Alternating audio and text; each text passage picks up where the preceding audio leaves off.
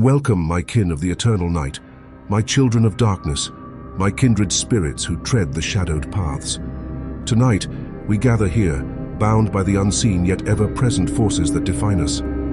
We are here to talk of grief, a subject that strikes at the very heart, and yet one that we who dwell in shadow know all too well. Grief is a haunting companion that visits us all, and yet only a few have the fortitude to transform it into grace. I stand before you today, not untouched by loss but molded by it. Recently I too found myself enveloped by grief, in losing my grandmother, a woman of timeless wisdom, strength and love, a light even in the darkness. Her absence left a cavernous silence, a hollowness so vast it seemed it would swallow me whole. But instead of being consumed, I learned to dance with the shadows of that grief. Tonight, I invite you to join me as we learn to navigate this journey with elegance, as an aristocrat of the night does, with resilience, with power, and above all, with grace. To many, grief is something to avoid, to push away, to bury beneath distractions. But we are not like many. We who claim the night as our own do not shy away from darkness. We revel in it. We become one with it.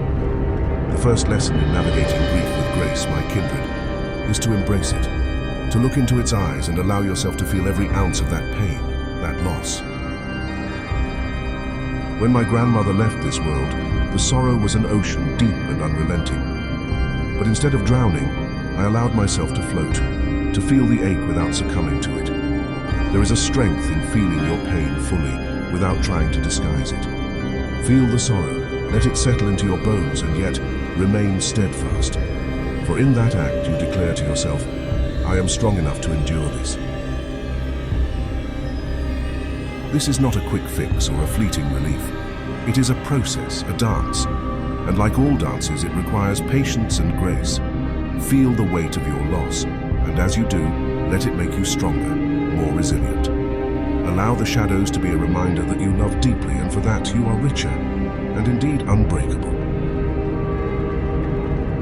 Grief has an overwhelming tendency to steal from us, to make us feel as if all we once held dear has slipped through our fingers.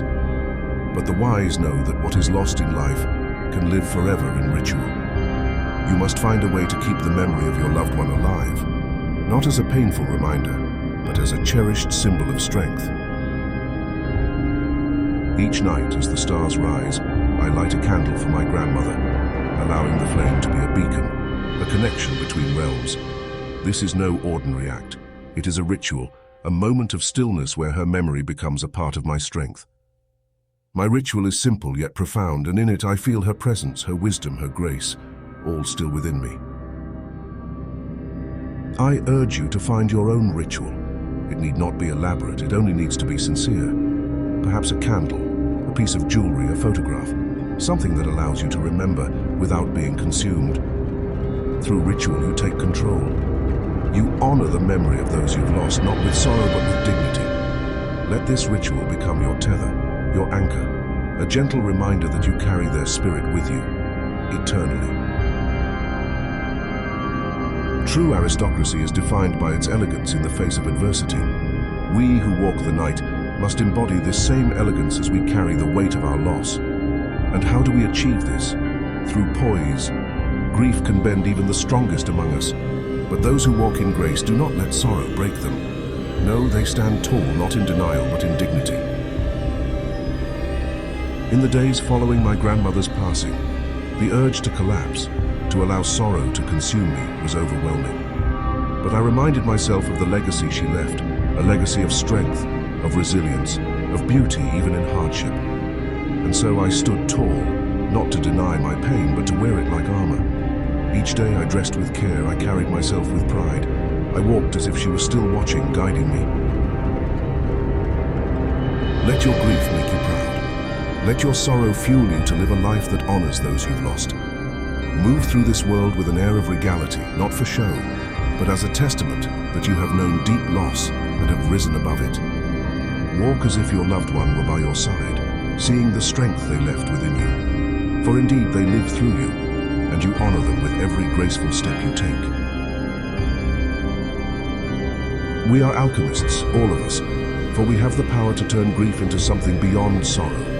Pain is power, and those who understand this wield a strength others can scarcely imagine. Think of your grief as raw energy. It is overwhelming, consuming, yes, but it is also potential. And when directed, this energy can become your greatest source of power. After my grandmother passed, I poured my sorrow into creating, into growing, into becoming the person I knew she believed me capable of becoming. I harnessed that pain, transformed it, let it fuel my ambitions, my growth, my evolution. I channeled every memory, every lesson she taught me into a force that propels me forward. You too can do this. Take your grief and channel it into something meaningful. Use it to fuel your passions, to ignite your pursuits, to inspire those around you. This is not merely surviving, this is thriving as an embodiment of the one you lost. Let your pain sharpen your will, let it make you unstoppable. For in this, you pay the ultimate homage to their memory. You make their legacy one of power and resilience. Grief, when honored and transformed, becomes a legacy. Those we lose do not truly leave us. They become threads in the fabric of who we are. And as we continue to walk through this dark dance of life, we carry them with us, shaping our journey with every step we take.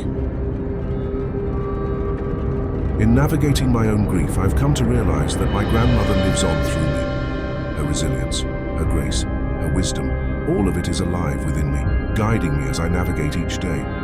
And this is the dance. We do not banish grief. We learn to move with it, to let it become part of us, to let it shape us. This is the 6th part of our journey, my kin. But our journey is not yet over. In our next gathering, we shall delve into yet another layer of this dark alchemy. One where we take all we have learned here and apply it to conquer the shadows that lie beyond. But tonight, let us leave with the strength we have found in our pain, the elegance we have cultivated in our sorrow, and the grace we have gained through loss. Tonight we have danced with shadows, embraced the pain of loss, and transformed it into grace. My kindred spirits, as you leave this place, carry this strength with you. Let every tear be a symbol of resilience, every memory a pillar of strength. You are not alone. You walk this journey with the spirits of those you have lost, and with each step, you honor their memory. If tonight you have found comfort, if you have drawn strength, if you are ready to embrace grief with the grace of a true aristocrat, then I invite you to stay on this journey with me.